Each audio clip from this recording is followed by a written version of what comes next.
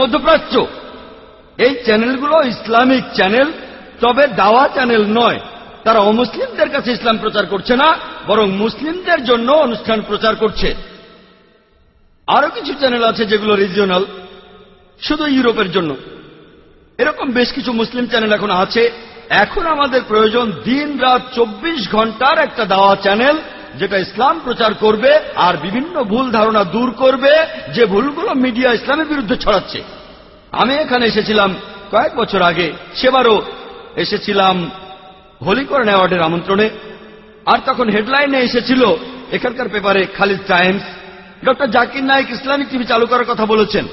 তখন লেকচার দিয়েছিলাম আলবুমে, টপিক আলাদা ছিল, কিন্তু প্রশ্নোত্তর পর্বে বলেছিলাম মুসলিমদের জন্য এখন প্রয়োজন একটা ফুল টাইম স্যাটেলাইট দাওয়া চ্যানেল ইংরেজি ভাষায়। এটাই আন্তর্জাতিক ভাষা। ইসলামিক নিউজ পেপার আছে, সেটা ছাপা হয় উর্দু ভাষায়। কারা এটা পড়ে? শুধু ইন্ডিয়ার মুসলিমরা বা পাকিস্তানের। আরবি ভাষায় নিউজ পেপার আছে, তবে সেগুলো পড়ে শুধু আরবরা। আমি এমন বলছি না যেটা ভুল, তবে আমাদের এখন প্রয়োজন দাওয়ার জন্য নিউজ পেপার, দাওয়ার জন্য টিভি চ্যানেল। আলহামদুলিল্লাহ সুম্মা আলহামদুলিল্লাহ, আমরা সবাই এ দর্শনে বিশ্বাস করি। সামনে যত কাজই থাকুক, অপেক্ষা করবেন না। কাজ যদি খুব বেশি হয়, আমরা খুব ছোট্ট একটা প্রতিষ্ঠান, কাজ যদি বেশি হয়, আল্লাহ আপনাকে যা দিয়েছেন সেটা দিয়ে শুরু করুন। যদি মাত্র 1000 রিয়াল থাকে, 1000 দিরহাম থাকে, সেটা দিয়ে শুরু করুন। ইনশাআল্লাহ আপনি সফল হবেন। আর 8 বছর আগে মুসলিমরা স্যাটেলাইট চ্যানেলের মাধ্যমে সম্প্রচার শুরু করেছেন। আর আলহামদুলিল্লাহ সুম্মা আলহামদুলিল্লাহ, আমরাও চেষ্টা করছি প্রত্যেক দিন আধ ঘন্টা থেকে 2 ঘন্টার অনুষ্ঠান 6টা ইন্টারন্যাশনাল স্যাটেলাইট চ্যানেলে প্রচার করতে। 6টা প্রত্যেক দিন। অনুষ্ঠানগুলো শুধু মুসলিমদের জন্য না, যেমন Iqra TV, Q TV, ARY digital Islam channel. আমরা অমুসলিমদের জন্যও করি।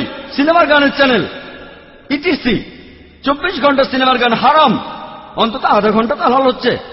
তারা দেখছে জোকার মতো একজন লোক, তারা জোকার মতো একজন লোককে দেখছে, আর সেই জোকার মতো লোকের গায়ে কোট, মাথায় টুপি, মুখে দাড়ি, গলায় টাই। আর অন্য একজন তাকে প্রশ্ন করছে যে ইসলামে কেন একজন পুরুষকে একাধিক বিয়ের অনুমতি দেয়। আবে মজা আয়েগা, খুব মজা হবে। তারপর প্রশ্নটার উত্তর শোনে আর অনেকে মেনে নেয়। তাই আমরা যেটা করি, আমরা অনুষ্ঠানগুলো ফ্রি দিয়ে দেই, টাকার দরকার নেই। কারণ আমরা যদি বলি এই অনুষ্ঠানগুলো তৈরি করতে কয়েক হাজার ডলার খরচ হয়েছে, এগুলোর জন্য চার্জ করলে তারা হয়তো মাত্র একটা অনুষ্ঠান দেখবে, তাই এগুলো ফ্রি দিয়েছি। আর মাশাআল্লাহ অনেক চ্যানেলই প্রতিদিন দেখায়, কারণ এগুলো ফ্রি দিচ্ছি। আমরা আখিরাতের জন্য পুরস্কার পাবো ইনশাআল্লাহ। আমি কয়েক বছর আগে আলবুমে বলেছিলাম যে আমাদের ইসলামিক চ্যানেল প্রয়োজন, একটা দাওয়া চ্যানেল। আলহামদুলিল্লাহ সুম্মা আলহামদুলিল্লাহ, আপনারাও শুনে খুশি হবেন যে ইনশাআল্লাহ আগামী 2-3 সপ্তাহের মধ্যে আমরা শুরু করতে যাচ্ছি একটা ইসলামিক দাওয়া চ্যানেল। চ্যানেলটার নাম হবে পিস টিভি।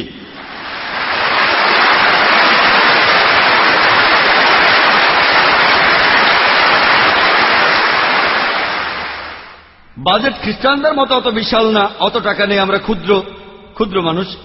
আমাদের যা আছে ইনশাআল্লাহ, চ্যানেলটার নাম দিয়েছি পিস টিভি। মিডিয়া যেখানে যুদ্ধ করছে ইসলামের সাথে, তবে আমরা মানবতার জন্য শান্তি চাই। পিস এর আরবি হল সালাম, আরো একটা হলো ইসলাম। আর ইনশাআল্লাহ এটা হবে ইসলামিক দাওয়া চ্যানেল। এর সম্প্রচার হবে ইউরোপ, অস্ট্রেলিয়া, আফ্রিকা, মধ্যপ্রাচ্য আর এশিয়ায়। প্রচারিত হবে প্যান এম স্যাট 10 থেকে প্রথম দিকে। পরবর্তীতে কয়েক মাস পরে আমরা ইউএসএ তো যাব ইনশাআল্লাহ। আর তারপর আশা করি 1 বছরের মধ্যে ইনশাআল্লাহ পুরো পৃথিবীকেই কভার করতে পারবো ইনশাআল্লাহ। এটা প্রধানত একটা ইংরেজি স্যাটেলাইট চ্যানেল, তবে যে সময়টা প্রাইম টাইম না সে সময়টাও কাজে লাগাতে চাই। যে সময়টা ইউরোপ বা ইংলিশ দেশে প্রাইম টাইম না, ইন্ডিয়া আর পাকিস্তানের প্রাইম টাইম, তখন আমাদের অনুষ্ঠানগুলো দেখানো হবে হিন্দি আর উর্দুতে, যাতে করে ইন্ডিয়ার অমুসলিমদের অনুষ্ঠানগুলো দেখাতে পারি আমরা। তাহলে 25% অনুষ্ঠান হবে হিন্দি আর উর্দুতে, 75% হবে ইংরেজিতে ইনশাআল্লাহ। আপনাদের অনুরোধ করব আমাদের জন্য দোয়া করতে, যে ইনশাআল্লাহ এই পিস টিভির মাধ্যমে আমরা এই শান্তি ধর্মটাকে পুরো পৃথিবীতে ছড়িয়ে দেব ইনশাআল্লাহ।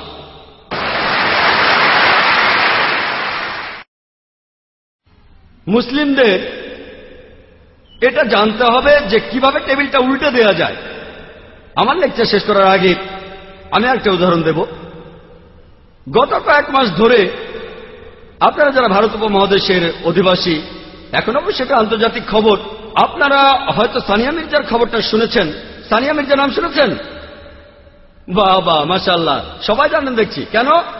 কারণ হলো মিডিয়া। সবাই সানিয়া মির্জাকে চেনে। কিভাবে? কারণ মিডিয়া চিনিয়েছে। এই মিডিয়ায় তাকে দিয়েছে পাবলিসিটি। এর কারণটা জানেন কেন? কারণ সে একজন মুসলিম। শুধু মুসলিম হওয়ার কারণে না, কারণ সে মুসলিম হয়ে এমন ড্রেস পরেছে, স্কার্ট আর শর্টস। আর তারপরে টাইম ম্যাগাজিন পত্রিকাতে সম্ভবত সেপ্টেম্বরের শেষ সপ্তাহ বা অক্টোবরের প্রথম সপ্তাহে 2005 সালে তার ছবি প্রচ্ছদে। স্কার্ট পরে সে টেনিস খেলছে। কেন জানেন? কেন?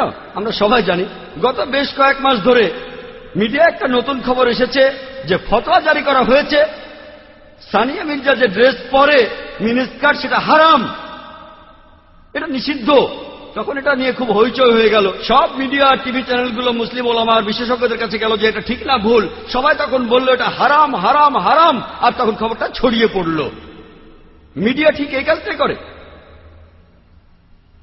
ইনফরমেশন জোগাড় করে, তারপর যেভাবে উপস্থাপন করে তখন অমুসলিমরা ভাববে এটা কোন ধরনের ধর্ম। একজন মহিলা খেলাধুলা করছে আর ধর্ম তাকে বাধা দিচ্ছে। ইসলাম ধর্মের নিয়ম কারণ আমরা বদলাতে পারবো না, যেটা ভুল সেটা ভুল, কিন্তু কিভাবে বলছেন সেটাই ইম্পর্টেন্ট। আল্লাহ পবিত্র কোরআনে সূরা নাহলের 125 নম্বর আয়াতে উল্লেখ করেছেন, উদু ইলা সাবিলি রাব্বিকা বিল হিকমা ওয়া মাযাতিল হাসনা ওয়া জাদিলহুম বিল্লাতি হি হাসান। প্রতিপালকের পথে মানুষকে আহ্বান করো হিকমত ও সদুপদেশ দ্বারা, এবং তাদের সাথে তর্ক করো ও যুক্তি দেখাও সবচেয়ে উত্তম ও গ্রহণযোগ্য পন্থায়। আমাকে যখন প্রশ্নটা করা হলো, আমি সাধারণত মিডিয়ার সামনে কথা বলি না। এটা অবশ্য অন্য কারণ আছে, নর্মাল মিডিয়াগুলো। এর কারণটা আমি পরে বলবো, আমি কারণটা বলবো। তবে বোম্বেতে আমরা প্রতি সপ্তাহে লেকচার আয়োজন করি, প্রশ্নোত্তর পর্ব থাকে। সেই লেকচারে কয়েকশো মানুষ এসেছিল। একজন আমাকে প্রশ্নটা করেছিল, আমি তাকে বলেছিলাম আমাদের জানা উচিত কিভাবে মিডিয়ার সাথে কথা বলতে হবে। আমি প্রথমে আন্তর্জাতিক মিডিয়াকে প্রশ্ন করব যে আপনারা কেন প্রশ্নটা করছেন মুসলিম ওলামাদের, মুসলিম শিয়ুখদের আর বিশেষজ্ঞদের যে সানিয়া মির্জা যে পোশাকটা পরছে সেটা ঠিক না ভুল। সে তো র্যাঙ্কিং এ 34 নম্বর। কত নম্বর? 34 নম্বর। আপনারা কেন এই প্রশ্নটা কোন খ্রিস্টান ধর্মযাজককে করছেন না সেরেনা উইলিয়ামসের ব্যাপারে? সেরেনা উইলিয়ামস র্যাঙ্কিং এ 1 নম্বর। আপনারা কেন খ্রিস্টান ধর্মযাজকদের প্রশ্নটা করছেন না যে সেরেনা উইলিয়ামস যে পোশাকটা পরে সেটা ঠিক না ভুল? তাদের প্রশ্ন করুন না। আপনারা ভ্যাটিকান সিটির পোপের কাছে প্রশ্ন করুন, সেরেনা উইলিয়ামস যে পোশাকটা পরে, অথবা সানিয়া মির্জার আগে যারা আছে 33 জন, তাদের অধিকাংশই হচ্ছে খ্রিস্টান।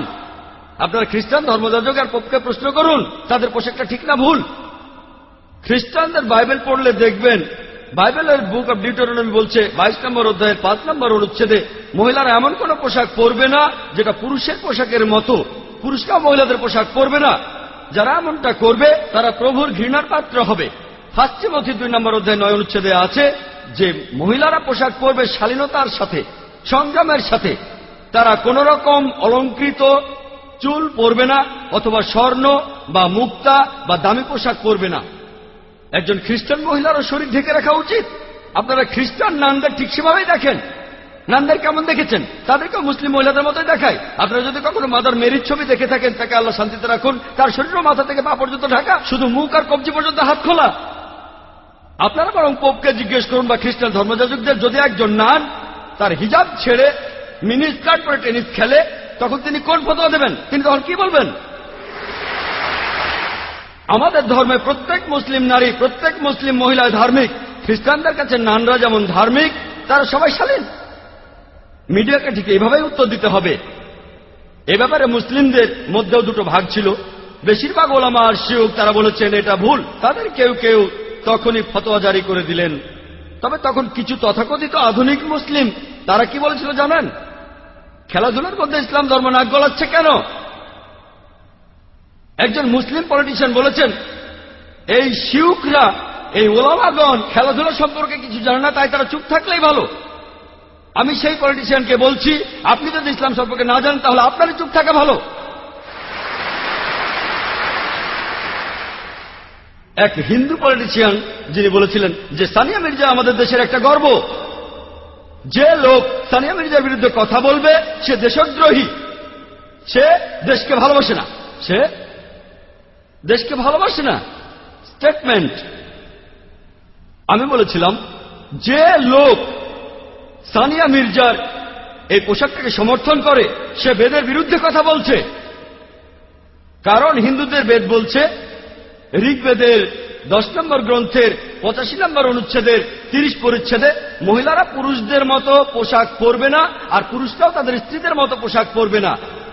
এরপর ঋগ্বেদে আছে 8 নম্বর গ্রন্থের 33 অনুচ্ছেদের 19 নম্বর পরিচ্ছেদে বলা হয়েছে যে ব্রহ্মা মহান ঈশ্বর তোমাদের নারী বানিয়েছেন, তার দৃষ্টি আনত করো আর পর্দার আড়ালে থাকো। তাহলে হিন্দু ধর্মগ্রন্থ বলছে স্কার্ট পরা হারাম। তাহলে যেসব ইন্ডিয়ান স্কার্ট পরাকে সমর্থন করেন, আমি তাদের বলছি এই হিন্দু পলিটিশিয়ান তার ধর্মগ্রন্থের বিরুদ্ধে কথা বলেছেন। এভাবে টেবিলটাকে উল্টে দেন। আমাদের দিকে কেন গুলি ছোড়া হবে? হিন্দুদের জিজ্ঞেস করেন না এটা কি ইন্ডিয়ান কালচার। এছাড়াও আরেকজন হিন্দু পলিটিশিয়ান তিনি বলেছিলেন যে এটা হলো ইন্টারন্যাশনাল স্পোর্টস। এইসব পলিটিশিয়ানরা আসলে সবাই এক, হোক হিন্দু, মুসলিম বা খ্রিস্টান, তাদের বেশিরভাগই নিজেদের স্বার্থ উদ্ধারের জন্য লড়াই করে যাচ্ছে। এই হিন্দু পলিটিশিয়ান তখন বললেন এটা ইন্টারন্যাশনাল স্পোর্টস, তাই তাকে এখানে তাদের নিয়ম অনুযায়ী পোশাক পরতে হবে।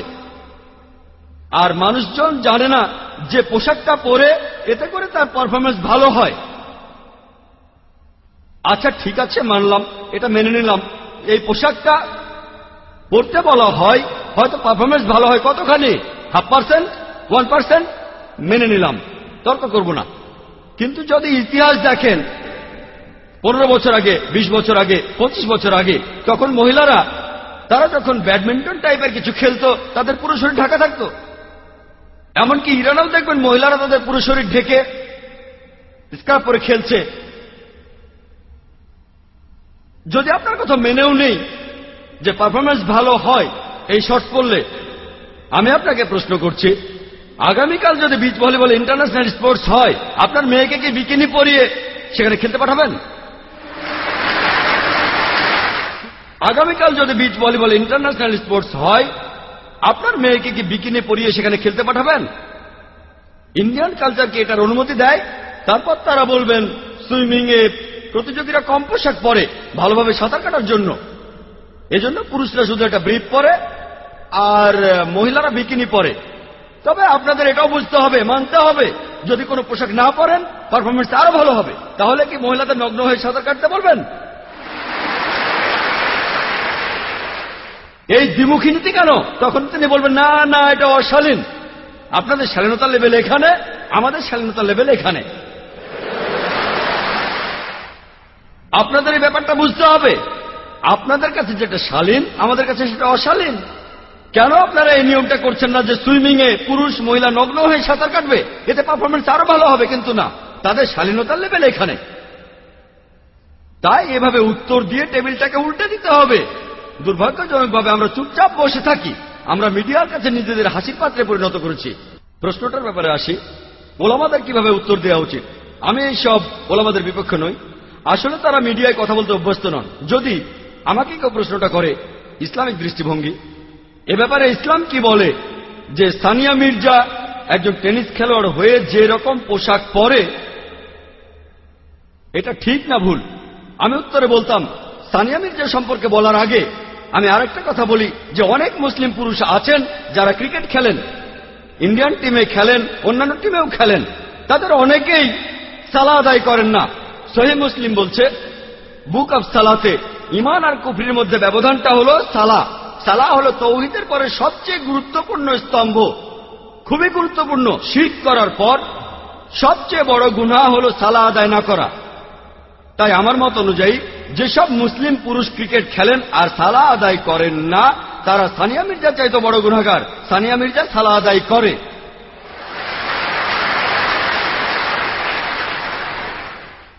মুসলিম অভিনেতা অভিনেত্রীরা তারা পর্দায় শিরক করছে, তারা বড় গুনাহগার।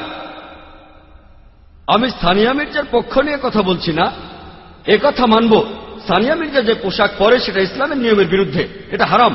তবে এই কথা বলার আগে আবহাওয়াটা বদলে দিলাম, এটাই হিকমা। পরিস্থিতি বদলে দিচ্ছি। যখনই বলছি খ্রিস্টান ধর্ম এটার বিরুদ্ধে, তারা তখন চুপ হয়ে যাচ্ছে। হিন্দু ধর্ম এটার বিরুদ্ধে, চুপ হয়ে যাচ্ছে। ইহুদি ধর্ম এটার বিরুদ্ধে, তারাও চুপ হয়ে যাচ্ছে। আমি ক্রিকেট খেলা নিয়ে বলেছি, আমি সুইমিং নিয়ে বলেছি। তারপর যখন উত্তরটা দিলাম যে এটা হারাম, তখন এই উত্তরটা তাদের গলা দিয়ে নামবে। তা না হলে উত্তরটা তারা হজমই করতে পারবে না। আমি বলেছি এটা ভালো, সানিয়া মির্জা অন্ততপক্ষে সালাহ আদায় করে, সে কম গুনাহগার অন্তত ওই মুসলিম ক্রিকেটারদের চাইতে যারা সালাহ আদায় করে না। 4 দিন খেলছে, 5 দিন খেলছে, সালাবাদ। আল্লাহ আমাদের সালাহ আদায় করার নির্দেশ দিয়েছেন। হয়তো ভবিষ্যতে সানিয়া মির্জা ইসলামিক পোশাক পরবে ইনশাআল্লাহ।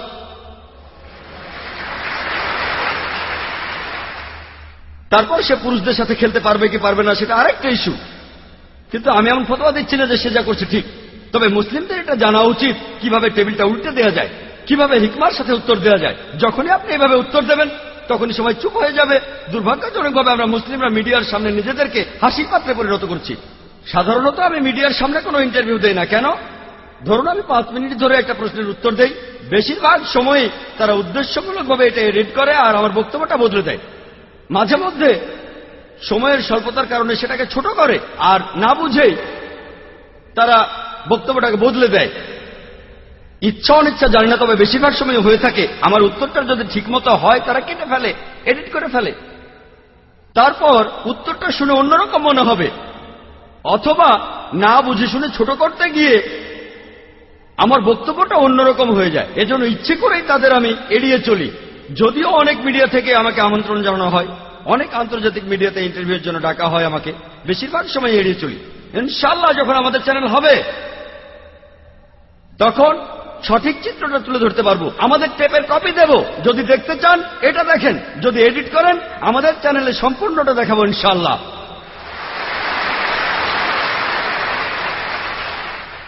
একটা চ্যানেল শুরু করা নিঃসন্দেহে খুবই কঠিন কাজ, আর তারপর একটা চ্যানেল শুরু করে কোরআন এবং সহিহ হাদিস অনুযায়ী সেটাকে চালানো, সেটা আরো কঠিন কাজ।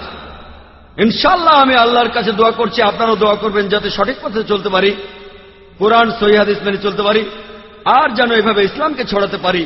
আমার লেকচার শেষ করার আগে পবিত্র কোরআনের একটি উদ্ধৃতি দিচ্ছি। সূরা ইসরার 81 নম্বর আয়াতে বলা হয়েছে, ওয়াকুল জাল হাক্কু ওয়া জাহাকাল বাতিল ইন্নাল বাতিলা কানা জাউকা। যখন সত্য এসে মিথ্যের সামনে দাঁড়ায়, মিথ্যে বিলুপ্ত হয়ে যায়, কারণ মিথ্যা প্রকৃতিগত কারণে বিলুপ্ত হয়ে যাবে। ওয়াখির দাওয়ানা ওয়ানিল হামদুলিল্লাহি রাব্বিল আলামিন।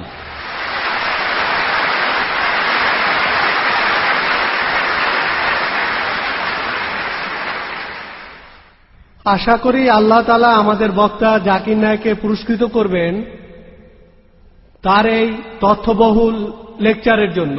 এখন আমি ডাক্তার মোহাম্মদ নায়েককে অনুষ্ঠান পরিচালনার জন্য অনুরোধ জানাচ্ছি। আসসালামু আলাইকুম।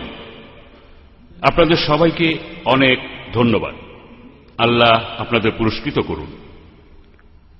এখন আমরা শুরু করতে যাচ্ছি সবচেয়ে আকর্ষণীয় সেশন, উন্মুক্ত প্রশ্ন উত্তর পর্ব। আমরা এই সেশনটা শুরু করার আগে একটা ধারণা নিই। আপনারা কি আমাকে বলবেন, আপনারা উপস্থিত শ্রোতারা কতজন ভাবছেন জাকির নায়েকের লেকচারের পরে ইসলাম মানবজাতির জন্য শান্তি চায়? আপনাদের হাত তুলবেন প্লিজ।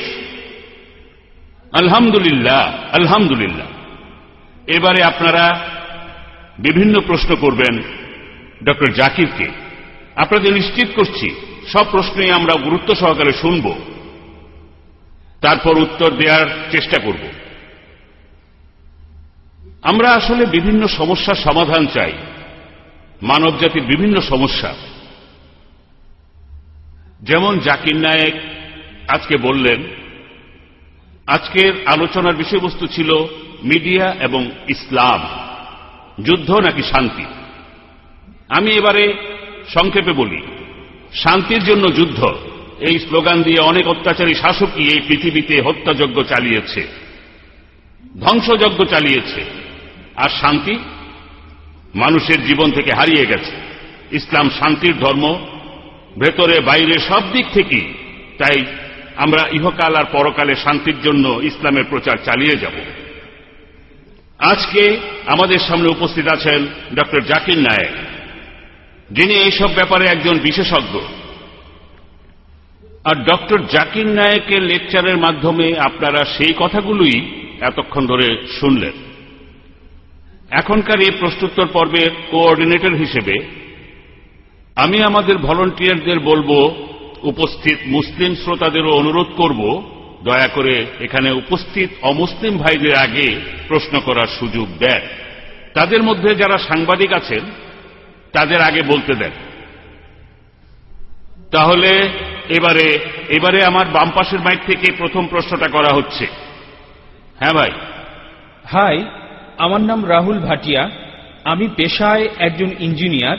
আমার প্রশ্নটা হলো, পবিত্র কোরআনে সূরা হজের ৪৭ নম্বর আয়াতে আছে, বলা হয়েছে তোমার প্রতিপালক